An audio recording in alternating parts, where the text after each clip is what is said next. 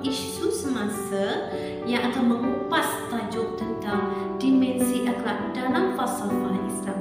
Saya tidak berseorangan, saya bersama dengan dua rakan non-Muslim, iaitu Puan Durga dan juga Puan Sumati. Jadi, marilah sama-sama mendengar membincangkan tajuk dimensi akhlak dalam falsafah Islam.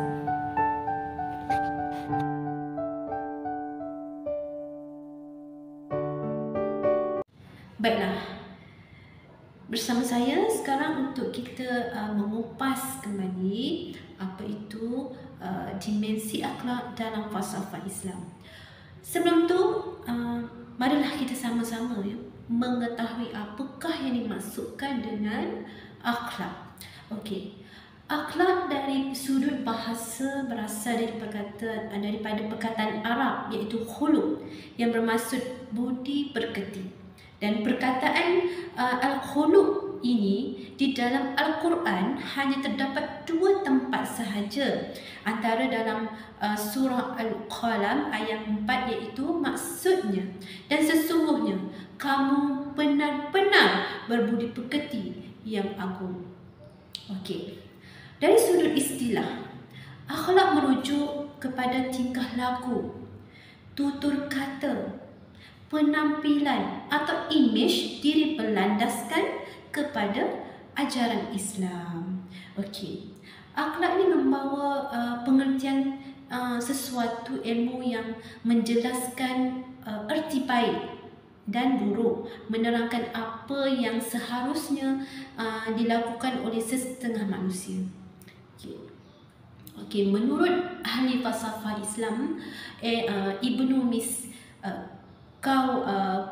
Kawai mendefinisikan akhlak dalam kitabnya iaitu Tajhid al-akhlaq sebagai keadaan jiwa yang menggerakkan seseorang untuk melakukan sesuatu perbuatan tanpa pertimbangan fikiran terlebih dahulu. Pembahagian akhlak ini terbahagi kepada 2. Apa itu? Iaitu akhlak mahmudah dan juga akhlak mazmumah. Apa yang dikatakan akhlak mahmudah?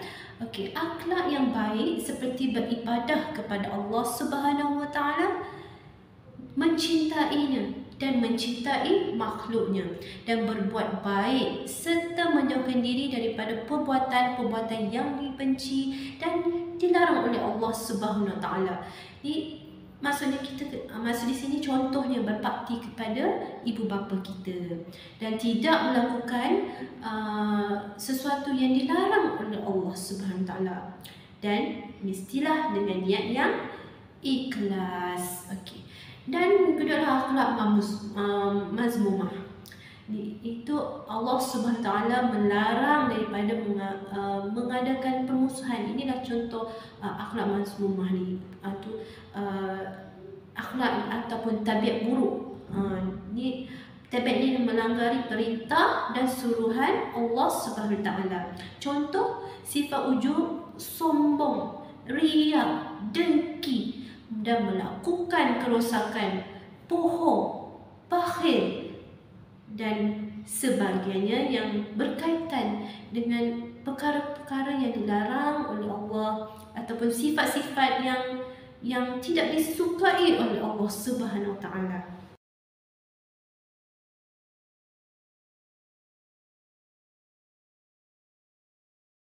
Baiklah, seterusnya kita akan terus mengupas apakah faktor-faktor yang menyebabkan keruntuhan akhlak, terutama sekali anak-anak muda sekarang. Betul tak?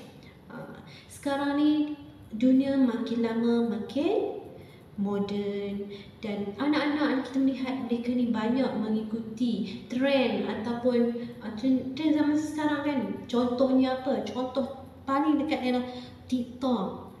Kita dapat lihat contoh TikTok itu pun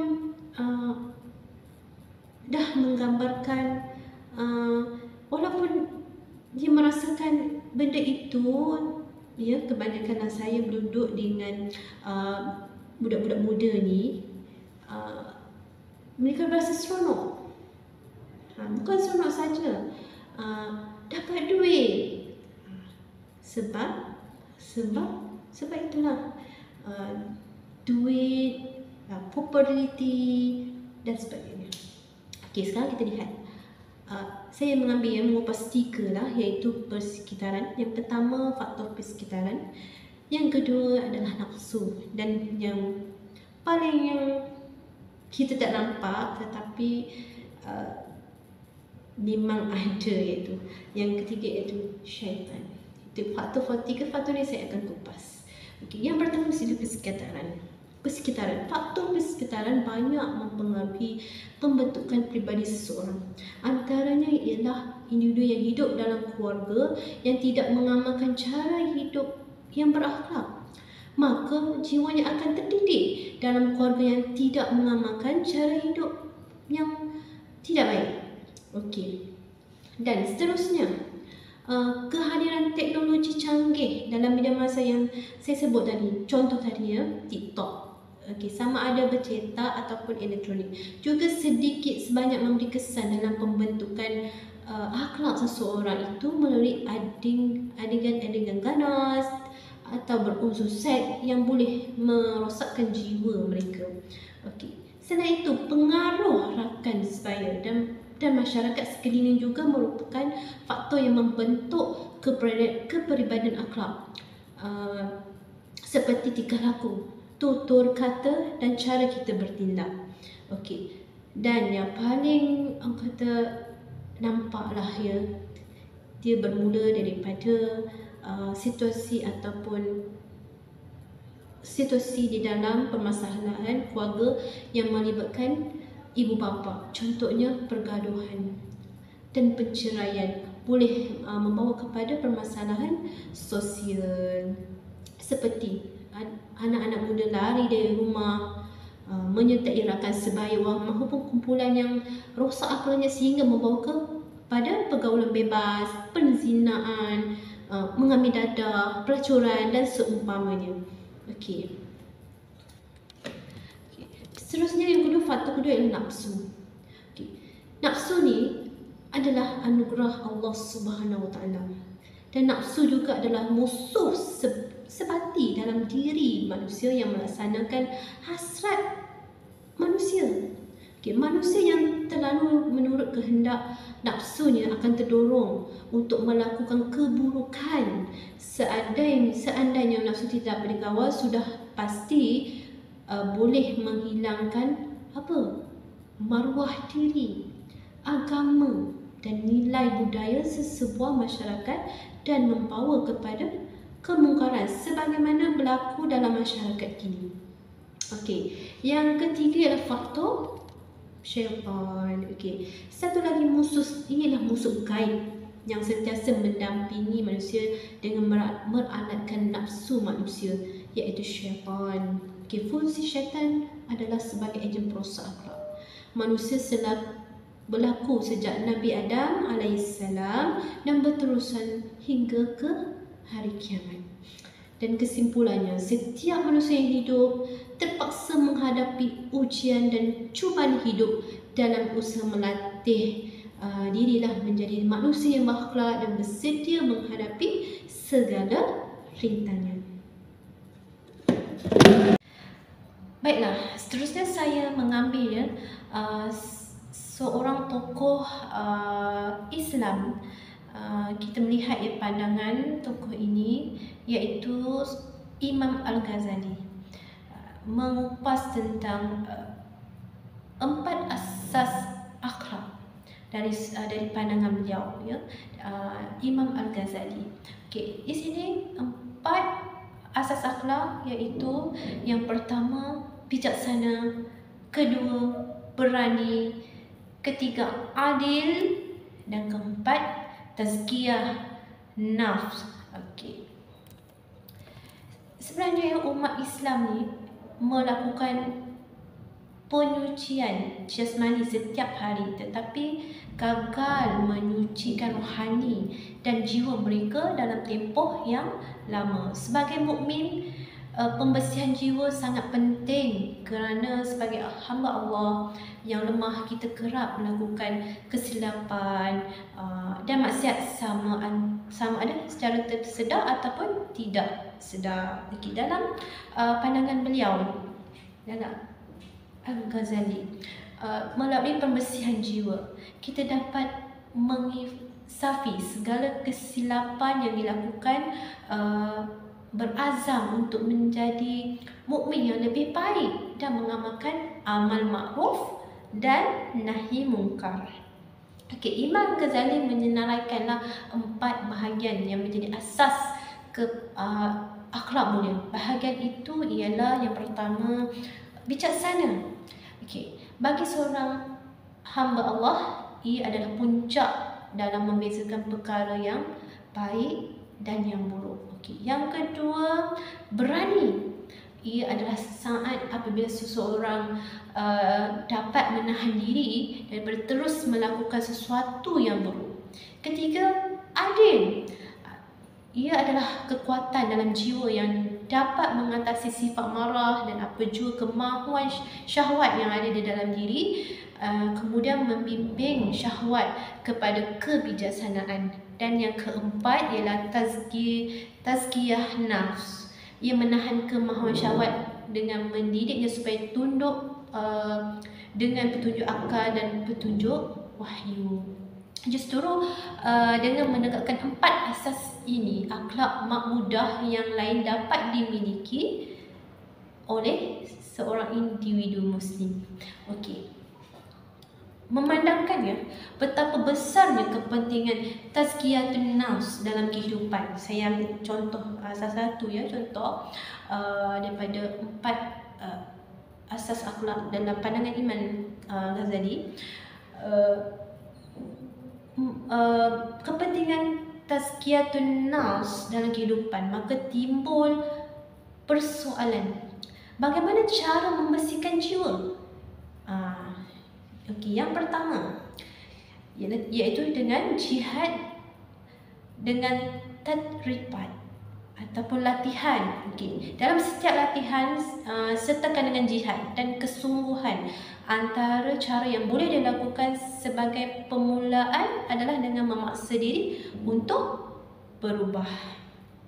Namun harus diingatkan bahawa proses perubahan ini perlu diniatkan hanya kerana Allah Subhanahu Taala dan bukan bertujuan membanggakan diri ataupun riak, ujub dan takbur. Perlu dijauhi sepenuhnya kerana amalan yang dibayangi dengan unsur ini akan terbatal.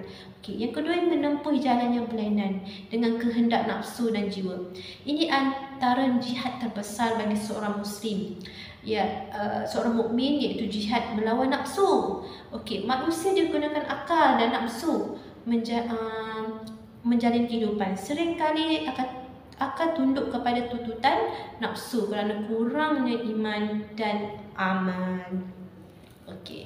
Menurut Imam Al-Ghazali dalam kitab Ihya Ulumuddin, hati nurani disebut sebagai nafsu. Ia adalah jiwa manusia yang dipenuhi dengan berbagai sifat berbeza sesuai dengan perubahan keadaan. 3 kategorilah nafsu manusia ni, iaitu nafsu mutmainnah, tiada rasa untuk membuat perkara mungkar dan terpelihara daripada penyakit hati. Yang kedua adalah nafsu lawwamah. Ia mempunyai pertentangan antara perbuatan yang baik dan keji. Yang ketiga adalah nafsu amarah. Nafsu yang berkehendak melakukan perbuatan keji. Oleh itu mengikut jalan yang berlainan dengan tuntutan nafsu ini bermaksud melawan tuntutan nafsu amarah yang sering mengajak manusia ke arah kejahatan. Jihad dan pengorbanan. Jihad seringkali dikatakan dengan pengorbanan. Ia umpama 2 elemen yang tidak dapat dipisahkan. Pengorbanan di sini lebih dititik beratkan kepada mengorbankan kesenangan dan keseronokan duniawi dan meraih kesejahteraan abadi di akhirat. Yakin dengan pertolongan Allah Subhanahu Taala. Setiap mukmin perlu meyakini janji Allah adalah benar. Justru kita perlu yakin dengan pertolongan Allah. Munajat dan panjatkan doa kepada Allah SWT dengan penuh azam dan harapan yang diiringi usaha dan tawakal. Banyaklah membaca Al-Quran, kerana hanya dengan mengatakan Allah, jiwa menjadi tenang. Baiklah, seterusnya saya akan kita telah membincangkan tentang konsep akhlak dalam Islam, apakah pandangan Imam Al-Ghazali, ada 4 asas akhlak, dan faktor-faktor keruntuhan akhlak. Dan seterusnya kita kepada bagaimana cara kita nak memperbaiki akhlak kita. Tentu semua itu ada ilmunya. Maka dengan itu kita pelajari bersama-samalah bagaimana untuk membentuk akhlak yang lebih baik supaya masyarakat sini dapat merasai aura kebaikan itu. Yang pertama ialah membenarkan akidah. Akidah yang benar ataupun yakni akidah Ahlus Sunnah wal Jamaah dapat menjadikan akhlak kita menjadi lebih baik. Ini terbukti bahawa akidah para salafus soleh mampu menghantar mereka kepada akhlak yang mulia dan menghindarkan mereka dari akhlak yang tidak baik. Yang kedua ialah beribadah. Ibadah adalah sebuah cara dan wasilah yang paling utama untuk melatih dan mendidik diri untuk menjadi lebih baik. Ibadah tidak hanya menjadi wasilah atau mendidik aspek rohiyah saja, namun ibadah juga mendidik aspek jasmiyah, ijtimaiyah, khuluqiyah,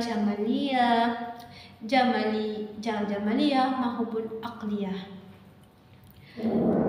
Dan seterusnya semua aspek tersebut akan terlatih apabila kita istiqamah melaksanakan ibadah-ibadah yang telah disyariatkan oleh Allah SWT dan Rasulnya. Tentunya semua itu harus tetap kita niatkan untuk mengharapkan wajahnya. Ketiga, rajinlah membaca Al-Quran. Al-Quran adalah petunjuk utama dalam berakhlak mulia. Allah Subhanahu Wa Taala berfirman, sesungguhnya Al-Quran ini memberi petunjuk kepada atau jalan yang lebih lurus. Al-Isra ayat 9. Rasulullah sendiri menjadikan Al-Quran sebagai tolak ukur bagi dirinya dalam berakhlak. Oleh kerana itu, kita sebagai Muslim wajib membaca dan mempelajari Al-Quran. Dengan membaca dan mempelajarinya, maka kita akan mengetahui bagaimana cara berakhlak yang benar. Selain itu, melatih diri. Akhlak yang mulia ini tidak dapat diperoleh dengan hanya mendiam diri. Justru dengan berlatih itu, maka Allah akan memperbaiki akhlak kita. Rasulullah SAW bersabda, sesungguhnya barang siapa yang berusaha menjaga diri dari meminta-minta, maka Allah akan menjaganya dari meminta-minta.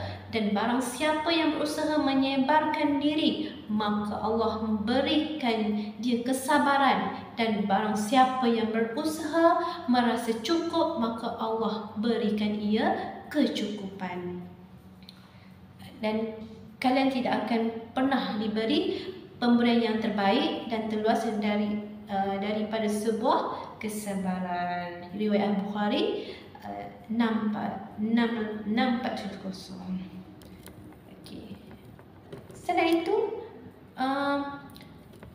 merasa takut akan akibat akhlak tercela. Buruknya akhlak dapat mengurangkan kedudukan kita di sisi Allah. Kerana buruknya akhlak juga merupakan perbuatan maksiat.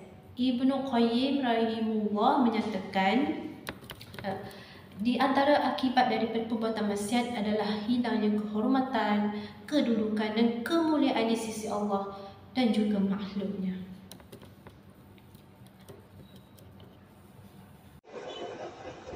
Saya akan terangkan ciri-ciri akhlak Islam, iaitu mutlak dan teliti. Akhlak Islam adalah mutlak, mereka tidak boleh dikompromi atau disesuaikan dan dikenakan ke atas semua individu tanpa prasangka, warna kulit, pangkat dan tempat dan masa.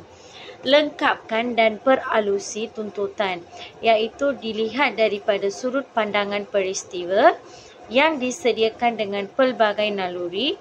Akhlak Islam adalah untuk merangkumi semua aspek kemanusiaan rohaniah, fizikal dan rohani mengikut semua tuntutan naluri dalam usaha mengawal sifat-sifat keji ataupun sifat-sifat Islam untuk kesempurnaan manusia, untuk mengawal kebebasan peribadi seseorang. Yang seterusnya mudah dan seimbang, iaitu tuntutan moral dalam Islam mudah dan dibenarkan supaya pasif atau membenarkan sehingga menyebabkan kemudaratan dan kerosakan. Seterusnya termasuk juga perintah dan larangan, iaitu demi kebaikan manusia, pelaksanaan Islamiah merangkumi perintah dan larangan dengan tidak dibenarkan mengutamakan atau mengabaikan mana-mana aspek ini. Seterusnya bersih dalam pelaksanaan bagi mencapai kebaikan akhlak Islamiah, memerintah supaya cara dan kaedah melaksanakan sesuatu dan tindakan hendaklah dengan cara yang baik dan saluran yang betul yang telah ditetapkan oleh akhlak Islam. Maknanya ialah untuk mencapai matlamat yang dijalankan mestilah bersih mengikut ordinan-ordinan Islam. Yang last kali ialah matlamat tidak mewajarkan kaedah baiki, iaitu akhlak dalam Islam membawa kesinambungan kepada tuntutan kesedaraan kehidupan antara rohani dan fizikal akliah dan antara kehidupan dunia dan akhirat mengikut tabi manusia sendiri. Saya akan terangkan ciri-ciri akhlak Islam, iaitu mutlak dan teliti. Akhlak Islam adalah mutlak, mereka tidak boleh dikompromi atau disesuaikan dan dikenakan ke atas semua individu tanpa prasangka, warna kulit, pangkat dan tempat dan masa. Lengkapkan dan peralusi tuntutan, iaitu dilihat daripada sudut pandangan peristiwa yang disediakan dengan pelbagai naluri. Akhlak Islam adalah untuk merangkumi semua aspek kemanusiaan rohaniah, fizikal dan rohani mengikut semua tuntutan naluri dalam usaha mengawal sifat-sifat keji ataupun sifat-sifat Islam untuk kesempurnaan manusia, untuk mengawal kebebasan peribadi seseorang. Yang seterusnya mudah dan seimbang, iaitu tuntutan moral dalam Islam mudah dan dibenarkan supaya pasif atau membenarkan sehingga menyebabkan kemudaratan dan kerosakan. Selamat sejahtera. Secara amnya, nilai-nilai akhlak seperti yang diperintahkan dalam tradisi Islam ialah menghormati kepribadian manusia, pengiktirafan keupayaan manusia untuk merealisasikan potensi sepenuhnya, menghormati nyawa manusia, tempat yang bernilai tinggi pada penggunaan akal dan akal oleh manusia untuk menentukan kesejahteraan diri, penekanan terhadap keadilan sosial dan kesamaan dalam masyarakat, pengiktirafan maruah buruh dan kerja, penekanan hidup berdisiplin dan berjimat cermat, komitmen untuk meramal kepada mereka yang memerlukan, mengiktirafkan dan menghormati orang lain, keterangan dalam hubungan sesama manusia, toleransi terhadap populariti dan perbezaan pendapat yang perlu dihormati, keberanian moral untuk bercakap dan bertindak benar, menegaskan kekangan moral dan pengampunan semasa probasi. Accountability, tindakan dan pendapat seorang. Keutamaan keadilan bagi setiap manusia dan persekitaran sosialnya. Baiklah, kita telah mendengar kupasan daripada saya, iaitu Puan Farah Fahida, dan juga rakan-rakan saya Puan Durga dan juga Puan Sumati. Di sini saya ingin membuat kesimpulan sikit, iaitu tentang definisi akhlak dalam falsafah Islam. Kesimpulannya di sini, umat Islam wajib mempunyai budi pekerti yang mulia sebagaimana yang dicontohi Nabi Muhammad SAW. Mereka yang bersifat atau bersikap penyayang dan belas kasihan terhadap saudara seagama, tetapi bersikap tegas dan berhikmah dengan bukan Islam serta berusaha menarik mereka kepada Islam. Ingatlah bahawa setiap umat Islam adalah duta kepada agama Islam. Jangan sesekali merosakkan